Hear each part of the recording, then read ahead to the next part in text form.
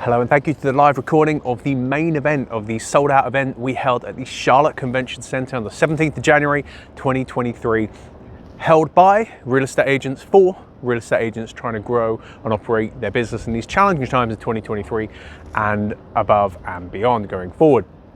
Myself was on the stage with the head of EXP Growth for the overall company, Michael Valdes, hosted by our very good friend and my very good personal friend, Rich Tomasini. So fireside chat about international growth. I know it's not of interest for many people in the real estate space, but the intentionality of where having a real estate license can get you in this space. So sit back, relax, enjoy 25 minutes or so conversation, fireside chat between Barry Pulver, Michael Valdes. Look forward to hearing your thoughts and questions. Enjoy.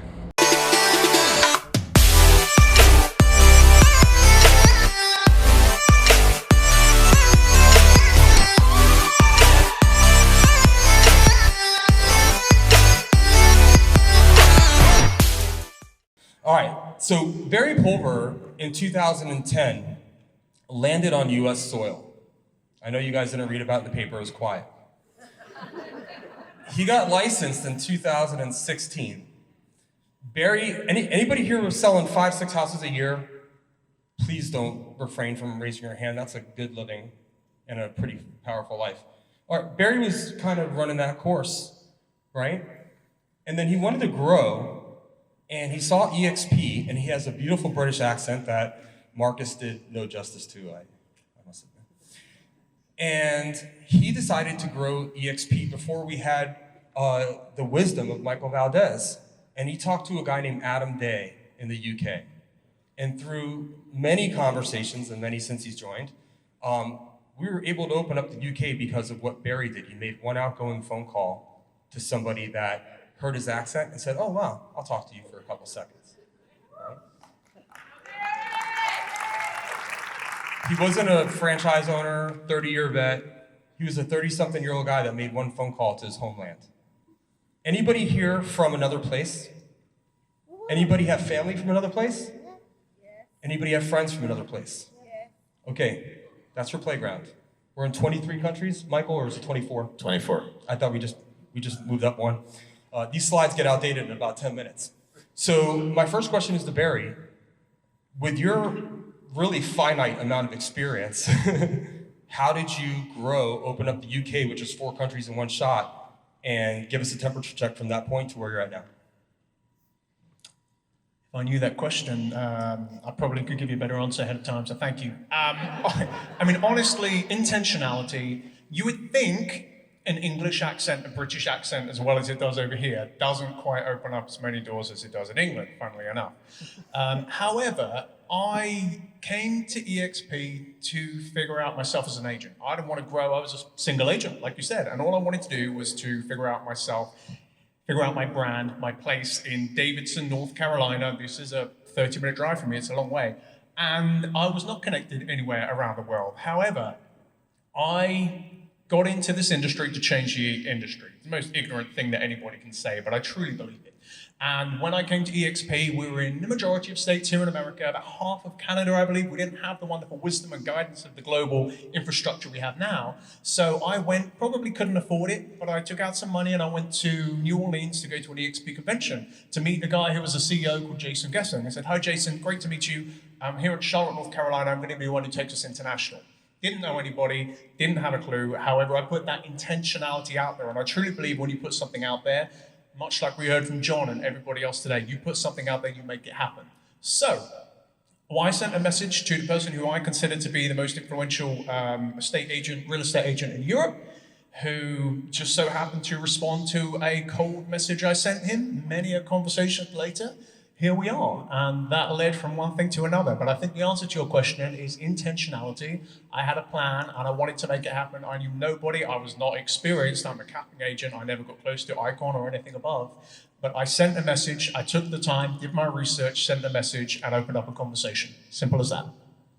And real quick, how many agents do you have in your organization, and how many countries are they located in? So right now it's 6 continents. The 7th one is going to be a bit of a stretch. So I think that's 13 or 14 countries officially. We've got some people in Eastern Europe today, right now as we speak, having some meetings. And it's about just shy of about 450 agents in those 6 continents. You know, let's stay on the UK story for a bit because I think that's really interesting as well. I actually lived in London for 5 years. I actually have a seat, Rich. Stay, join us. I actually worked for Realogy for 15 years. Sotheby's was the brand that I worked with the longest.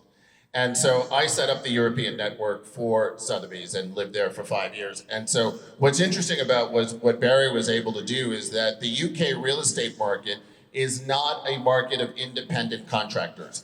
They're all paid agents. 90% of the market is paid agents. So you pay them a stipend, they make a small percentage of the commission, and that's how real estate is done in the UK. So it's not just the idea of you picking up the phone call and sort of saying, let me tell you about this EXP story. It is the idea of, are you open to redoing the entire real estate market in your country?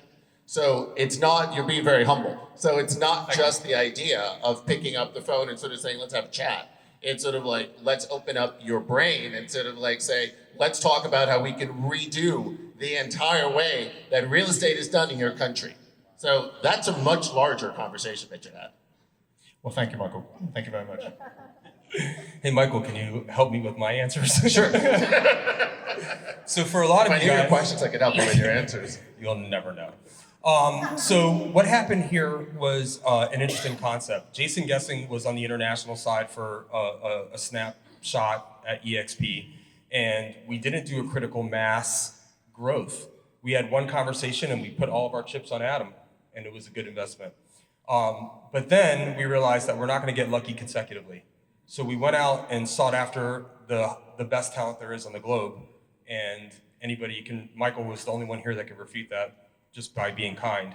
So can you explain your background at Sotheby's, how many years, I think it was 70-something countries that you opened or inherited, and then it went over to over 100. Give us a background of what that looks like and who you are before EXP and then what you've done.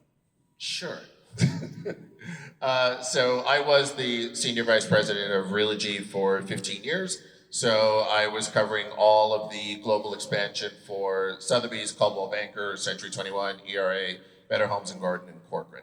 So collectively, with all 6 brands, it was 113 countries and roughly about 300,000 agents. Most of those countries, I opened up 70 plus countries with my team throughout those brands. The majority of them were Sotheby's brands, but in the later years of my career with Realogy, I opened up the brands with the other brands as well. And then I met Jason first, actually, and we were on a global real estate panel in New York in 2019.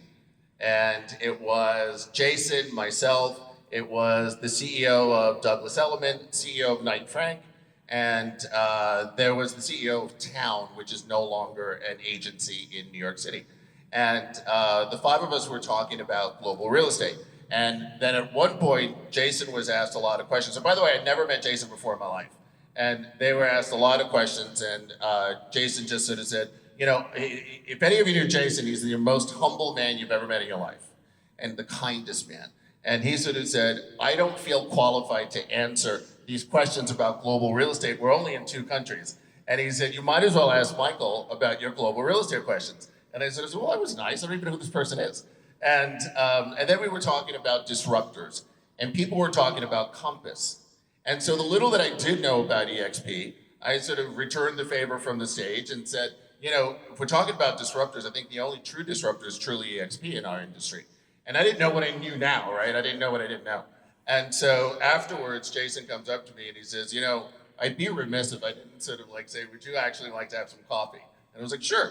And that's how it started. And then a month later was Inman, which we're about to go to now again next week. And Glenn came out and Jason and Jeff Whiteside, our CFO.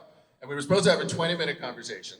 It lasted 2.5 hours. And it was so funny because I remember we were going off-site. I said, I can't be seen with you at Inman because every brand is there. And so I said, let's go off-site. It was like this reconnaissance mission. And we're in the middle of Times Square. So we go to Dos Caminos, Mexican restaurant. And, you know, it's sort of like I'm a New Yorker, so I sort of like I'm negotiating with the hostess. And I said, can you give us a table like downstairs somewhere? They said, downstairs is not open. And I sort of said, that wasn't my question. Can you give us a table downstairs? And so they said, no, it's not open. And so I said, okay, well, we're handling objections, right, Cody? And so I said, can I speak to your manager? And so we had sort of like, I said, look, we're having a business meeting. No one can see us all together. Can we just eat downstairs? She's like, sure. So we go downstairs and we're there for 2.5 hours just creating what an EXP Global could look like. And it was actually the most fun meeting that I had. And what I realized was one of our core values is fun. I wasn't having fun anymore at Realogy. And it was something that I was excited about. And then when it sort of like the switch flipped in my brain and I realized that the agent became the brand. I was like, wow, this could really be the disruptor. And that's what it was. EXP was just the platform. The brand was the agent. It was like, that's unstoppable. And, you know, when I joined EXP in May of 2020, we were just at 23,000 agents. And Brent, I love you, but we're sort of like, I'll always keep you honest. We're just under 87,000 agents. We're gonna get to 90, but we're just under 87,000 agents right now, but that's amazing. 2.5 times growth. We are still the largest independent real estate company in the world. And it's so incredible that it is really what everyone in this room has done, or the majority of the people in this room that have done, as we continue to grow. So once we finally got somebody who had a track record of successfully expanding global brokerages, I think that the temperature check outside of the agent count was the UK, Canada, and the US, 6 countries. What did you guys do? It was the US, Canada, the UK, and Australia. In Australia, you're right. Correct. Yeah, they concurrently opened. So what's happened since? A lot. It was funny because when I first came over, I brought my head of global operations from Realogy, Megan Kelly, who was at Realogy for 18 years. I was there for 15 years. She's fantastic. She is amazing. She is amazing. And so she and I worked really well together. And I wanted someone that I trusted and knew the international business, that we can just go out the door and just really sort of build this. And so I said we had opened, so it took Canada 8 years. It took them 8 years to open up Canada, and then the other 2 countries happened about 3 years after that. So it took 8 years to open up 3 countries. And so my goal was to open up the 5 countries in the first year. And so Jason sort of said to me, Michael, I love your enthusiasm, but don't promise something you can't fulfill. And I said, gotcha, 5 countries in the first year. This is a great model. And so they're like, we'll give you what you need, let's do it. And so that's how we did. And the first country that we opened was South Africa. And I just was in South Africa in November celebrating our 2-year anniversary. We're at 700 agents in South Africa, all organic growth. We are now ranked the number 9 agency in the entire country out of 5,000 brokerages. All in a matter of 2 years, we're the fastest growing real estate company in that country. And that was extraordinary when you start sort of like seeing this whole thing working. And I remember when we first opened South Africa, we're talking to some really large players. And we have to sort of like tell them, actually Marcus was early on in those conversations, and we had to explain who EXP was.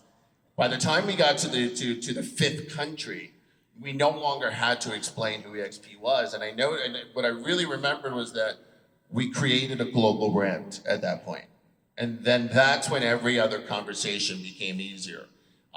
Right now, our last country that we opened right before the end of the year was Dubai. And Dubai was a really exciting country for us. The economic minister of Dubai gave us the most exceptions they have ever given a real estate company. And so that's because of what we've already done across the globe. And that's what we're building. So this is interesting because you're seeing Michael is our chief growth director nationally and internationally. So he's got a pretty good aerial of what's going on in the landscape of this industry. Barry's my friend that lives in Davidson that I have coffee with at Summit Coffee. And he's got 420 agents. So I tried to giving you a little bit of different perspective here.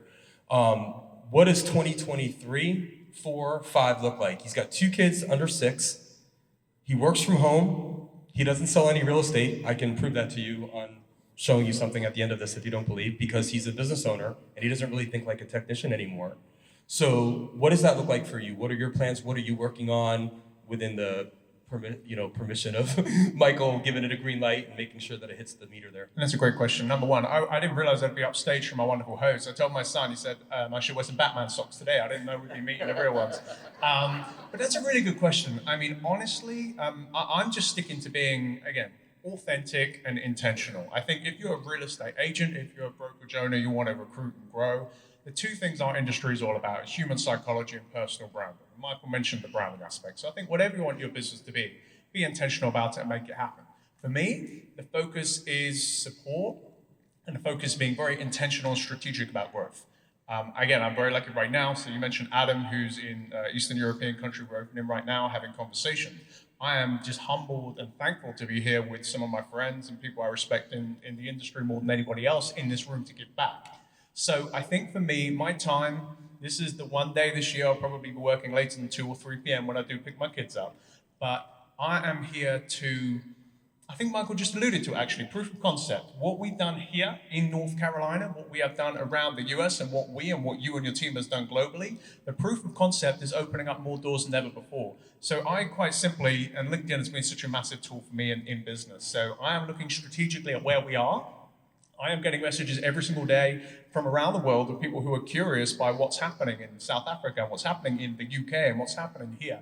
So I'm being very intentional with my time, because I believe time is the biggest and most valuable commodity we have in this world. We don't know when it ends.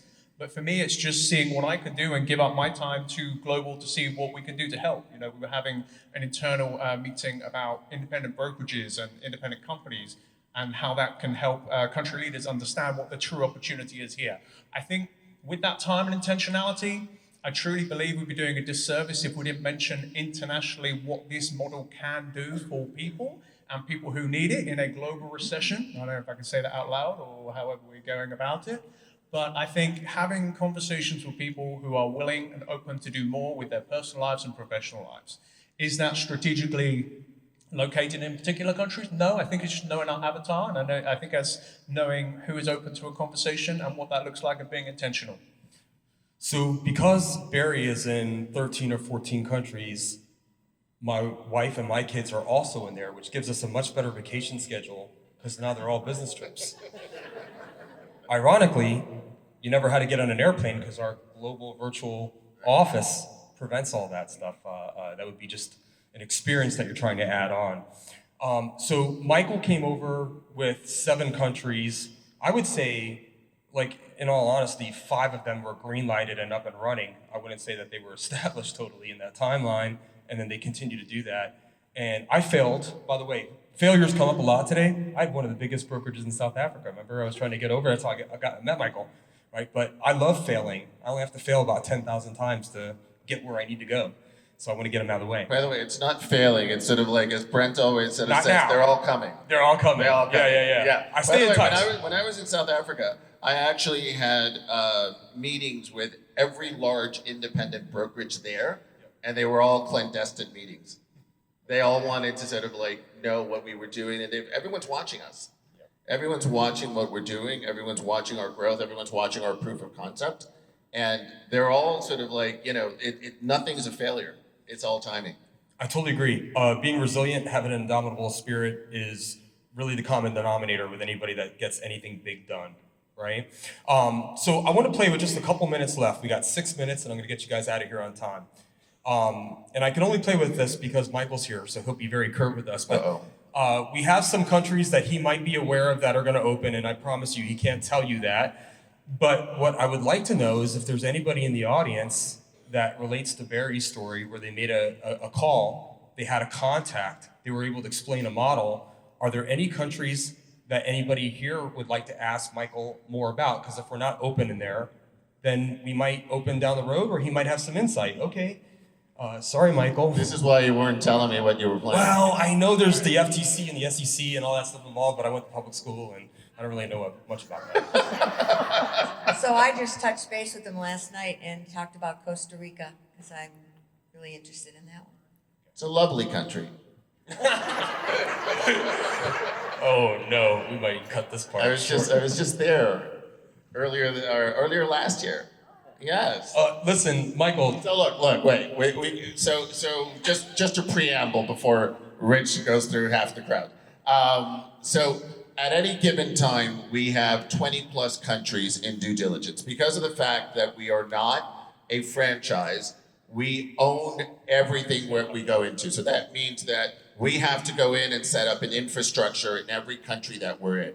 We set up the corporation, we set up the legal, the finance, the banking, everything. And so that has a significant price tag behind it. And so we invest in a country based on what we think will be the projections for future revenue. So obviously we are a publicly traded company. We have a lot of our shareholders that we need to be responsible for. And so at any given time, we have 20 plus countries in various stages of due diligence. And so what sort of determines where we expand from is a site that we created, which is expglobal.partners.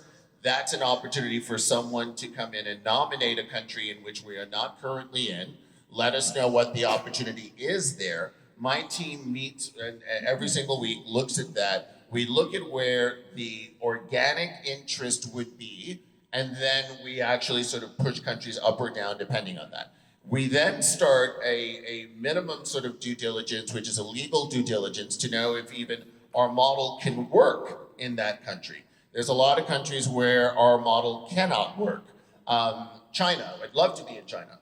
China's the only country in the world that doesn't allow cross-border revenue share. It's a non-starter for us, unless we can sort of figure out a way to compensate the agents that would actually go in and build their organizations within China. So in the Philippines, we've been asked about the Philippines countless times. The Philippines has a real estate law that says you have to hire a broker for every 20 agents. It doesn't allow us to grow under our model. We're not going to hire 100 brokers. So we're not going in there at the moment. In Singapore, it's a 90-10 split in the market. We don't have enough of a bandwidth to be able to make any profit in that country. So some countries are full non-starters for us. In some countries, we're considered an MLM, and we're not allowed, it's a non-starter for us. We're not allowed to sort of go into those countries. So there's a lot of variables that come in. I just mentioned we opened up in Dubai. Dubai wanted to open early on. Dubai had a law that they wouldn't allow an American company to own their own company in Dubai. You had to have an Emirati partner of 51% or greater. It's a non-starter for us as a publicly traded company. They changed that law last year, which is when we came back in, and now we opened there. So there's a lot of different variables that happen that are very complicated. So every country would be, we would be here more than 6 minutes. And so those are sort of the parameters, because it's much easier. If we were a franchise, we could just find somebody that wants to write us a check to take the EXP name, and you go and open up and you deal with your own local laws. But because we are the local entity that we create, we're one company across the globe. And that is exactly why Jason deferred to Michael to answer the questions.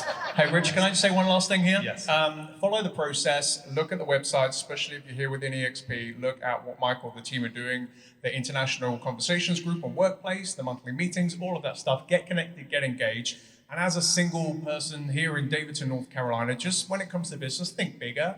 It is a big connected world out there. You can be whoever you want to be and you can make it happen. Listen, if I can do it with no experience and a dream, you can do the same thing. So don't limit yourself. We've heard that all today about coaching and real estate, but just don't limit yourself. And if you have a vision, just make it happen, okay?